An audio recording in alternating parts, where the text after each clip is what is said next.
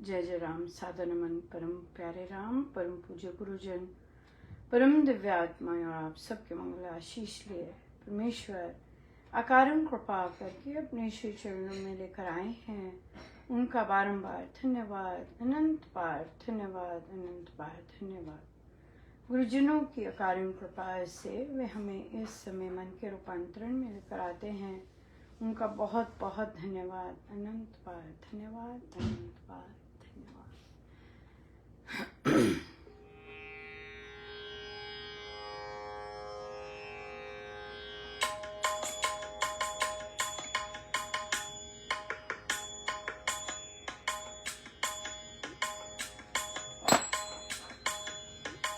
प्रभु मेरे प्रियतम प्राण प्यारे, प्रभु मेरे प्रियतम प्राण प्यारे, प्रभु मेरे प्रियतम प्राण,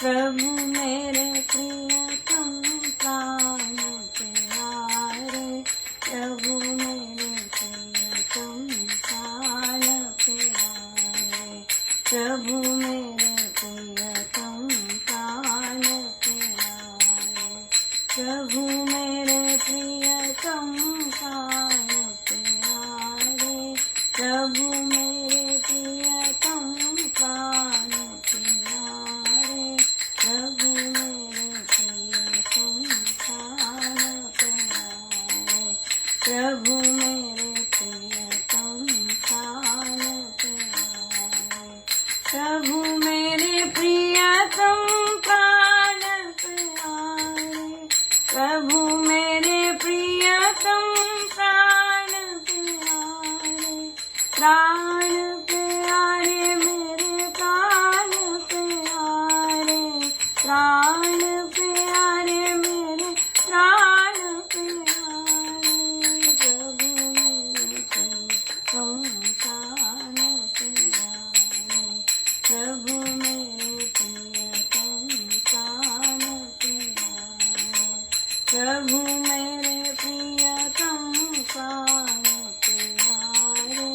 प्रभु मेरे प्रियतम प्राण प्यारे, प्रभु मेरे प्रियतम प्राण प्यारे, प्रभु मेरे प्रियतम प्राण प्यारे, प्रभु मेरे प्रियतम प्राण प्यारे, प्रभु मेरे प्रियतम प्राण प्यारे, प्रभु मेरे प्रियतम प्राण प्यारे, प्रभु मेरे प्रियतम प्राण प्यारे।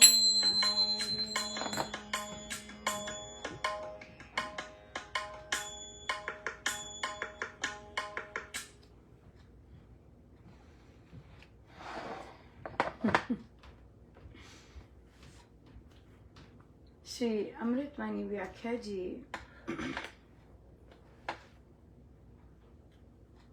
दोहा नंबर 7।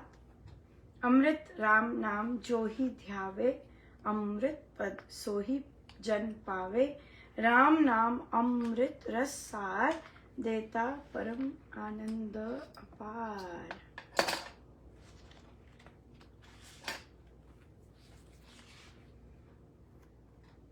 जो जन अमृतमय मधुर राम नाम पर ध्यान लगाता है वह ही अविनाशी पद मोक्ष को प्राप्त करता है, अर्थात जहाँ से फिर संसार में लौटना नहीं पड़ता, उस स्थान को प्राप्त करता है। परमात्मा रस स्वरूप है, अविनाशी है, अमृत है। उस अमृत रस का सार राम नाम है जो असीम सर्वोत्तम आनंद प्रदान करता है। बिल्कुल रस स्वरूप है, अविनाशी है, अमृत है। बिल्कुल। सो अमृत पद ऐसी स्थिति को भी कहते हैं जो स्वयं तो अमर है ही पर औरों को भी अमर बनाने में सक्षम है। सो ये हमारे गुरुजन ऐसे हैं, अमृत पद पाया उन्होंने। सो जो ध्यान लगाता है वही अविनाशी पद को प्राप्त करता है। बहुत ही सुंदर, बहुत ही सुंदर। बहुत सुंदर दिन रहा बहुत ही ज़्यादा।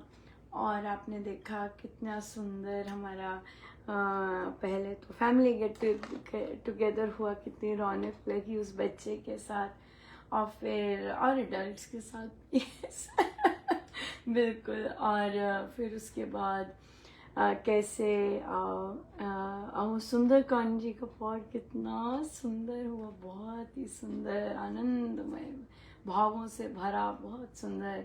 बच्चों ने, बड़ों ने, सब धुरंधर बहुत सुंदर गाया। बहुत बहुत धन्यवाद महाराज का। या और बहुत बहुत ही बहुत कृपा रही, बहुत ही कृपा रही। सो बहुत बहुत परमेश्वर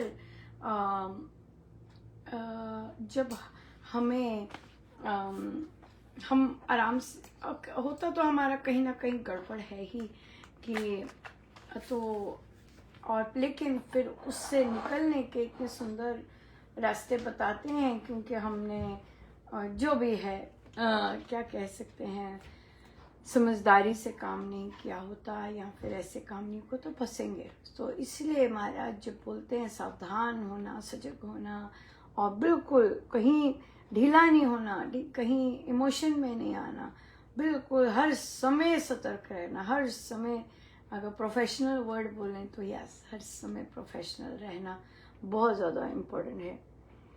तो एक साधिका जी ने शेयर किया कि उन्होंने टीचर हैं तो उनकी कक्षा के कुछ स्टूडेंट्स दूसरे कक्षा में चले गए और तो उन्होंने बच्चे परेशान हो रहे थे और इस तरह कर रहे थे, उन्होंने काम किया हुआ था। तो उन्होंने कहा कि आप चिंता मत करना, आपको फुल ग्रेड ही मिलेगा। और फिर हंसी में बोल दिया कि अगर कुछ और भी किया तब भी फुल ही मिलेगा, कोई बात नहीं, चिंता नहीं करनी, घबराना नहीं है इससे। अब क्या है, ये तो आपने हंसी हंसी में बोल दिया, लेकिन उसका कॉन्सिक्वेंस क्या हुआ कि जब दूसरे लोग बातें करते हैं, वो ज़रूरी नहीं आपके पक्ष की बात करें। तो फिर तो क्या हो गया कि प्रभु ने तो करना ही था कि नहीं, कसे रहो भाई, ढीले नहीं हो सकते। सो फिर किसी एक बच्चे का बिल्कुल वो क्लास में नहीं आ रहा था, तो बच्चा क्लास में नहीं आ रहा होता तो ब्लेम किसको मिलता है, टीचर को मिलता है कि भाई इसके ग्रेड ऐसे क्यों है, ऐसे क्यों है। तो फिर क्या हुआ कि उन साधिका जी पर आ पड़ा कि भाई बताओ, तो उन्होंने ग्रेड दे दिए, जो उनके पास डॉक्यूमेंटेशन थी दे दिए, उन्होंने ग्रेड दे दिए, जो कि यही प्रोसीजर था। तो अब क्या हुआ कि छुट्टी का दिन है और छुट्टी के दिन में वहाँ पर प्रचलन है कि आप, एक तो ये भी प्रचलन है कि शाम को 6 बजे के बाद आप डिस्टर्ब नहीं करेंगे, कोई ईमेल नहीं जाती, कोई कुछ नहीं जाता। वो से छुट्टी के दिन होना वो और भी गड़बड़ बात हो गई कि आप छुट्टी के दिन वो नई टीचर है, लेकिन वो नई टीचर तो है, लेकिन उसकी मित्रता है, उसकी मित्रता है एडमिन के साथ। तो क्या है, छुट्टी के दिन भी आपस में बात कर रहे हैं। हाँ, जब छुट्टी के दिन भी आपस में बात कर रहे तो क्या हुआ, और बातें निकल आई। और फिर यहाँ से अब क्या हो गया, छुट्टी के दिन साधिका जी को आता है कि भाई डिटेल भेजो। अब डिटेल की तो कहीं बात नहीं हुई, ना ही कभी भेजी गई है, लेकिन क्योंकि उस टीचर ने अपना मुख खोला और फिर क्या हो गया, तो अब क्या कहती है एडमिन, छुट्टी वाले दिन कहती है चलो भाई साधिका को बोलो डिटेल भेजे। तो छुट्टी वाले दिन वो ईमेल भेज दिया। अब साधिका जी सोचें भाई ये क्या मतलब है, ये तो जानबूझ के हरासमेंट है। पहले हरासमेंट वाले एरिया में गई, फिर साधिका जी को लगा ओ ये तो मुझ पर हो रहा है, तो मैं क्यों बोलूँ हरासमेंट, तो मैं किस तरह से इसको डील करूँगी। तो उन्होंने कहा कि अच्छा मैं क्यों छुट्टी वाले दिन दूँ, या हमारा तो प्रोसीजर ही नहीं है, तो मैं कब दूंगी, जब स्कूल खुलेगा तब दूंगी। ऐसा आया विचार, तो उन्होंने बना के रख दिया। पर फिर भी महाराज को पसंद नहीं आ रहा था, राइट, या बिल्कुल। और तो उसमें उन्होंने थोड़ा सा कस के भी, कठोर भी लिखा नहीं। तो फिर तो महाराज उन्हें कहते कि अरे भाई वो नई टीचर है, कितना कष्ट होता है कोई नया आता है, और तुम्हें तो पता है, हाँ तुम्हें तो पता है इस चीज का, चलो फिर। और फिर जो उन्होंने किस तरह से लिखी, ये बहुत सुंदर है। ये ऐसी चीजें डे टू डे लाइफ की इसलिए बताई जाती है क्योंकि हम स्ट्रेस्ड आउट होते हैं, हम दूसरों के बिहेवियर्स के कारण स्ट्रेस्ड आउट होते हैं, दूसरे हम पे प्रेशर डाल रहे होते हैं, आपकी नई जॉब लगी, आप स्ट्रेस्ड आउट है ना, आपके घर परिवार में कोई ना कोई कुट कुट कुट कुट करता रहता, तो कैसे रिस्पॉन्ड करें। इसलिए ये वाले रिस्पॉन्सेस महाराज के सुझाए हुए बताए जाते हैं, ताकि जितना मर्जी कूटनीति कोई कर रहा है, जितना मर्जी कुछ भी कोई कर रहा है, उसके हर चीज का सुंदर सा हल है। तो क्या लिखती हैं वो साधिका जी, वो लिखती हैं कि मैं आपको उत्तर इसीलिए दे रही हूँ, और वो भी इस दिन, क्योंकि आप नए हैं, और वो क्षमा मांगती हैं कि आपको ऐसे अनुभवों का सामना करना पड़ रहा है। हाँ, तो और फिर वे लिखती हैं कि जबकि आप कितने अनुभवी टीचर हैं यहीं के, है ना, दूसरे जगह से आए हैं पर नए हैं, पर आप अनुभवी हैं, आपको पता है सब कुछ, उसके बाद आप तो मित्र हैं। हाँ, तो आप चिंता मत कीजिए, आप दूसरे लोग स्ट्रेस आउट होंगे तभी आपको ऐसा। और उन्होंने कहा कि मैं आपसे आप समझती हूँ कि आप पे क्या गुजर रहा है। और फिर उन्होंने लिखा कि आप चिंता मत कीजिए, बहुत ही काइंड, हाँ, बहुत ही वार्म, बहुत ही अंडरस्टैंडिंग लोग हैं यहाँ के, सो आप सब ठीक रहेंगे, चिंता नहीं करनी आपने। हाँ, बिल्कुल सारा आश्वासन भरा उन्होंने रिस्पॉन्स लिखा, और फिर कहा कि ऐसे वैसे हुआ तो नहीं है कभी, पर क्योंकि आपसे मांगा गया है, आपसे कहा गया है, तो मैं आपको दे दूंगी, आप चिंता मत कीजिए। आप अभी क्या कीजिए, आप जो मेरा नाम लिख के ग्रेड भर दीजिए जो आपको भेजा है, ताकि आपका काम पूरा हो जाए, और फिर अच्छे से वीकेंड मनाइए। अब देखिए, दिखने में तो कितना सुंदर है, राइट, ये चीज, पर यहाँ पर षड्यंत्र था वो साधिका जी को फंसाने का, डेफिनेटली। तभी वीकेंड पे भी तंग किया जा रहा था। और देखिए, जब कोई कूटनीति करता है, जब कोई षड्यंत्र रचता है, और आपको समझ आ जाता है कि ये तो कुछ अलग ही चल रहे हैं, सीधी बात नहीं हो रही, और बीच में किसी को फंसाया जा रहा है। महाराज है, गुरुजन है, इन सब नीतियों के मालिक, राइट, इन सब नीतियों के मालिक। सो क्या है कि हम अगर उनके आश्रित हैं और उन्हें कहते हैं कि नहीं ये पसंद नहीं आया, ये नहीं महाराज, आपको अंदर से ही नहीं अच्छा लग रहा, नहीं ये नहीं महाराज, ये नहीं महाराज, है ना, और फिर जब आप लिखते हैं, आपसे लिखवाया जाता है, फिर उन साधिका जी ने क्या किया, उन साधिका जी ने केवल उन्हीं को नहीं भेजा कि रिस्पॉन्स, उन्होंने अब बाकी एडमिन और फिर अध्यक्ष जो प्रधानाचार्य हैं उनको भी मारा कि भाई नए लोग हैं, ध्यान रखो क्या कर रहे हो। लेकिन देखिए, कहीं भी कोई भी कठोर शब्द, कहीं भी कोई भी एक्यूजेशन, कहीं भी कोई भी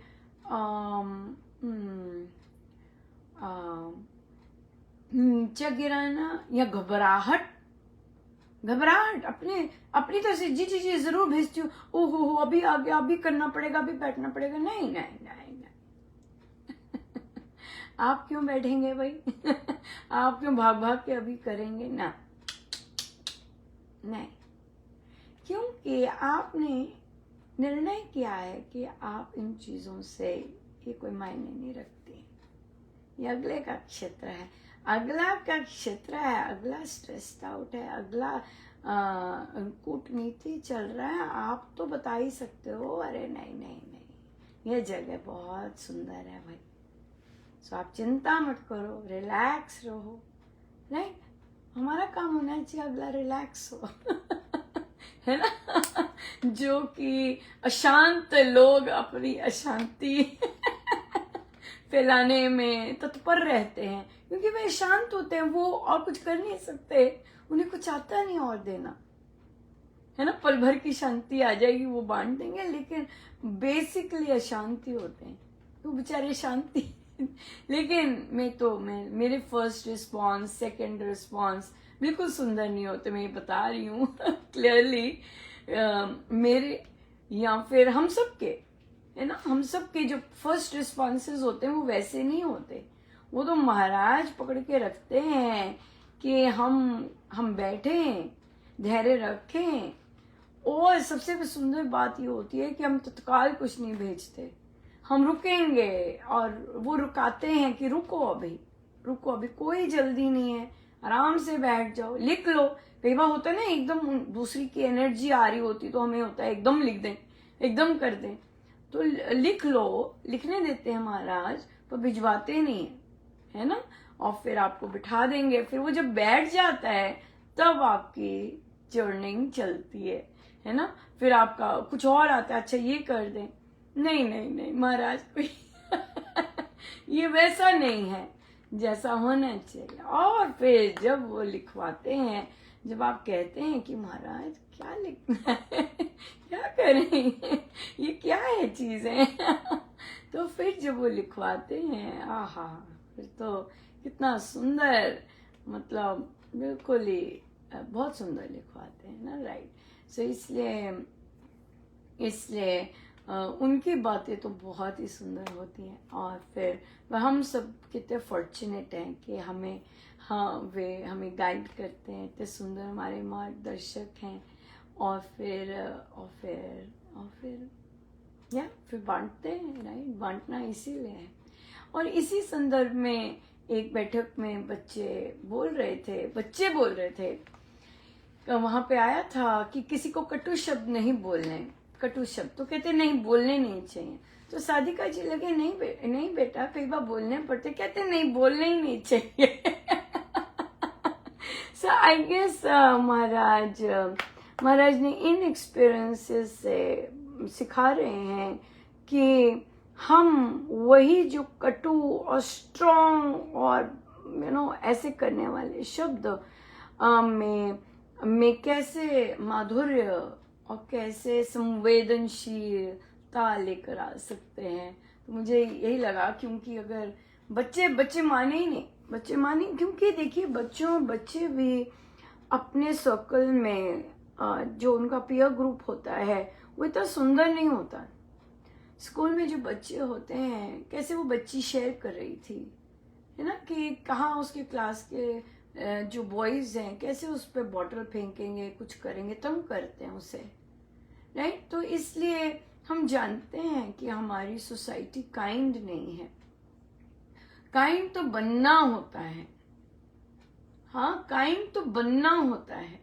तो हमारे परिवार भी काइंड नहीं होते, और फिर क्योंकि परिवार काइंड नहीं होते तो बच्चे जो होते हैं फिर स्कूलों में वो इस तरह से ही होते हैं। आपको सोसाइटी पता लग जाती है स्कूल से। राइट, सो इसलिए बहुत इम्पोर्टेंट है कि अगर हम अपने परिवार में एक दूसरे के साथ काइंड बिहेवियर्स करते हैं तो फिर बच्चे वैसे ही बात करेंगे, वैसे ही करेंगे, उनमें क्रोध, उनमें दूसरे को रिस्पेक्ट, डिसरिस्पेक्ट वैसे ही देंगे जो उन्होंने देखा है।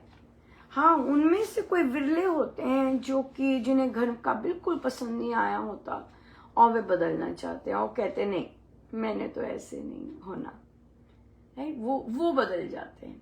बहुत सुंदर एक कोट पढ़ा जो उसमें विदेश का ही था। वहाँ लिखा हुआ था कि आपने मतलब फादर ने माँ को रिस्पेक्ट देने के स्टैंडर्ड्स रखे अपने लिए, और आज 13 वर्ष पश्चात उनका पुत्र भी उसी तरह से ही कॉन्डक्ट कर रहा है। Very important, very very important. तो सुधरना तो हमें ही है, हमने ही अपने परिवारों में सुधरना है। और जब हमारे जो घर की महिलाएं अपने बच्चों को सिखाएंगी कि कैसी हर सिचुएशन में दूसरों के साथ बिहेव करना है, दूसरों के चिड़ नहीं करना, दूसरों को हर चीज वैसे नहीं करनी, तो तभी हमारा समाज बेटर होगा। वरना तो वही वैसे ही है, खुद ही खड़ा होना पड़ेगा। है ना? बिल्कुल। काइंड तो बनना सीखना पड़ता है, अपने आप नहीं बनते। समय तो हो गया है, बहुत बहुत धन्यवाद। आइए सीधे होके बैठे।